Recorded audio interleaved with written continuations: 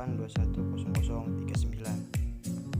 sini saya akan memaparkan peralatan alat laboratorium dan kegunaannya. Yang pertama itu mikroskop. Bisa kita lihat situ mikroskop, pengertiannya adalah alat yang digunakan untuk menghasilkan bayangan dengan kelipatan ukuran yang sangat besar. Ukuran bayangan yang dihasilkan oleh mikroskop dapat mencapai jutaan kali ukuran benda aslinya. Dan di situ ada terlihat kegunaan dari mikroskop, ada 1 sampai 8, dan berikut adalah gambar dari mikroskop. Dan selanjutnya yaitu autoclave. Yaitu di situ ada pengertian dari autoclave, yaitu alat pemanas tertutup yang digunakan untuk sterilisasi suatu benda menggunakan uap bersuhu dan bertekanan tinggi selama kurang lebih 15 menit. Peningkatan tekanan pada autoclave tidak dimaksudkan untuk membunuh mikroorganisme, melainkan meningkatkan suhu dalam autoclave. Dan ada kegunaan autoclave lainnya dan cara penggunaannya itu bisa dilihat di situ. Bisa dilihat kegunaannya dan jenis-jenis, dan ini adalah contoh gambar dari autoclave. Baik, selanjutnya yaitu yang ketiga, inkubator. Yaitu inkubator merupakan alat menginkubasikan mikrobia pada suhu yang telah ditentukan. Dan bisa dilihat situ fungsi kegunaan indikator untuk membunuh kultur mikroba atau kultur sel. Kita lihat bisa di situ. Dan yang keempat yaitu colony counter.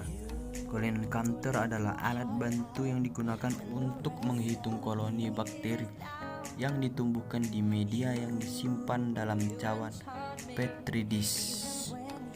Jenis colony counter ada yang otomatis dan ada yang semi otomatis.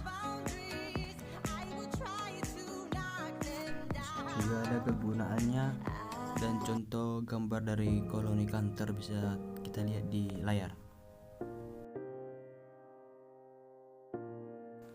Lalu yang selanjutnya ada yang laminar flow atau biological safety cabinet. Oke, lalu selanjutnya yang keenam yaitu mikropipet. Mikropipet adalah untuk memindahkan cairan yang bervolume kecil, biasanya kurang dari 1000 unit.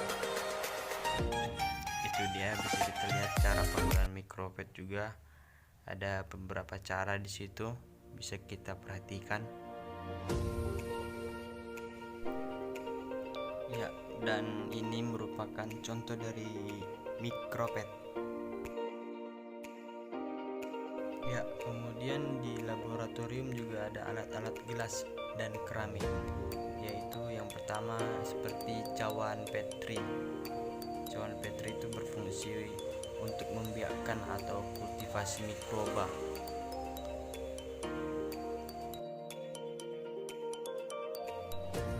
Dan ini merupakan contoh dari gambar cawan petri. Baik, selanjutnya pipet ukur.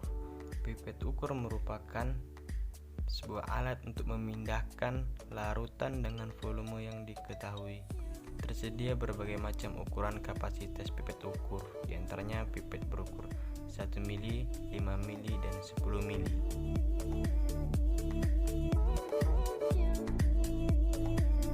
Berikut merupakan contoh gambar-gambar dari pipet, bisa kita lihat.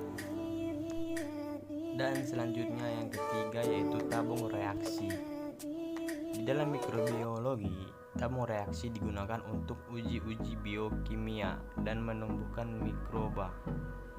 Tabung reaksi dapat diisi media padat maupun cair.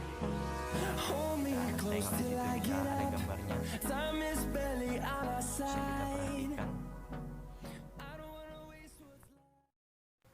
Kemudian ada lagi yang keempat yaitu labu Erlenmeyer.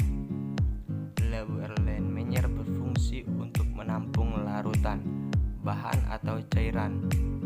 Kita tengok gambarnya di situ, kita lihat bentuknya seperti apa. Dia sebagai wadah pada cairan. Baik, itu selanjutnya yang ada yang kelima ada gelas ukur. Selanjutnya yang keenam pembakaran busen atau busen buner.